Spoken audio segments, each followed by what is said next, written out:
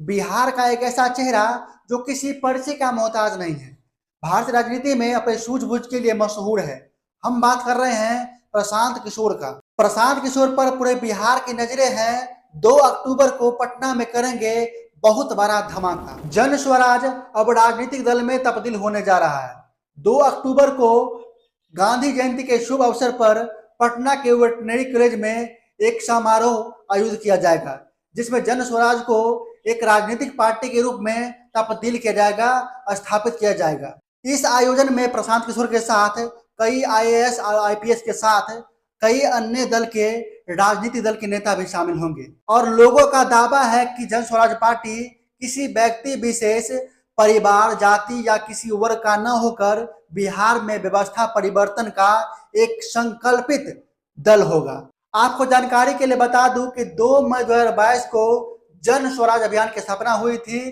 तब से लेकर अब तक प्रशांत किशोर 5000 किलोमीटर की यात्रा कर चुके हैं, जिसमें 18 जिले और 54 गांव शामिल हैं। अब 2 अक्टूबर को एक पार्टी के रूप में जन स्वराज शुरुआत करेगी। आपको बता दें कि प्रशांत किशोर पहले ही आगाज कर चुके हैं कि उनकी पार्टी बिहार में 242 सीटों पर नहीं बल्कि 243 सीटों पर चुनाव लड़ेगी।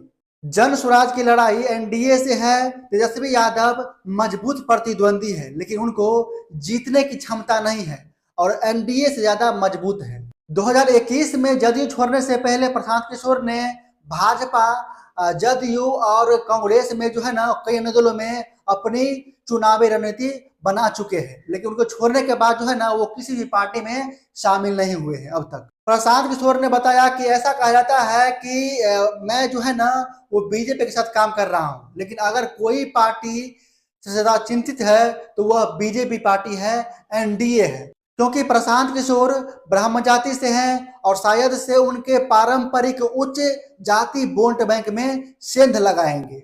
बिहार विधानसभा चुनाव के मद्देनजर रखते हुए प्रशांत किशोर ने दावा किया है कि या तो मेरे लिए बहुत बड़ी जीत होगी या मुझे सिर्फ 3 से 4 सीटें मिलेगी, लेकिन मैं पूरी तरह से जो है ना वो तैयार हूँ। पीके से पूछा गया कि क्या बिहार विधानसभा चुनाव में जाति एक फैक्टर है, तो उन्होंने कहा कि जाति एकमात्र फैक्टर नहीं है, बल्कि लोगों को समझने की जरूरत है कि अकेले जाति हर चीज का रामबाण नहीं है। हाल ही में कई राजनेताओं, नौकरशाहों जो जन स्वराज के आंदोलन में शामिल होते देखा गया है। जदयू के पूर्व सांसद पूर्णमासी राम और मोनाजिर हसन, पूर्व केंद्रीय मंत्री डीजीपी यादव और पूर्व भाजपा सांसद छेदी पासवान के अलावा 100 से अधिक पूर्व आईएएस और आईपीएस जन स्वराज में शामिल हुए हैं। प्रशांत किशोर ने फिल्मी डायलॉग की तरह कहा है, हम तो अभी तक चल ही रहे थे, हमने अभी तक अपने पार्टी का प्रचार किया ही कहाँ है।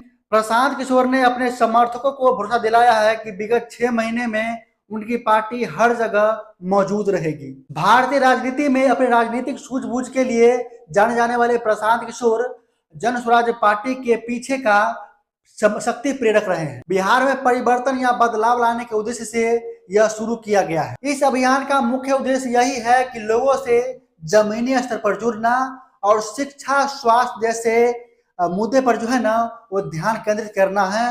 रोजगार पर जो है ना वो ध्यान केंद्रित कर रहा है, क्योंकि बिहार से जो है ना वो हर वर्ष युवा बिहार के बाहर पलायन करते हैं और प्रशांत किशोर चाहते हैं कि बिहार के लोगों को बिहार में रोजगार मिले।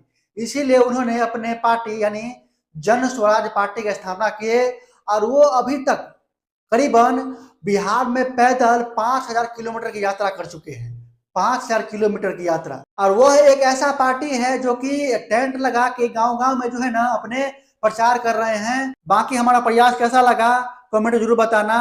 और 2 अक्टूबर को गांधी जयंती के शुभ अवसर पर पटना के वेटनरी कॉलेज में जो है ना वो आयोजन रखा गया है, जिसमें प्रशांत किशोर आएंगे और उसमें लाखों लोग होंगे। तो चाहते हैं कि लोग शामिल हो सकते हैं पटना के वेटनरी कॉलेज में 2 अक्टूबर को। जय हिंद।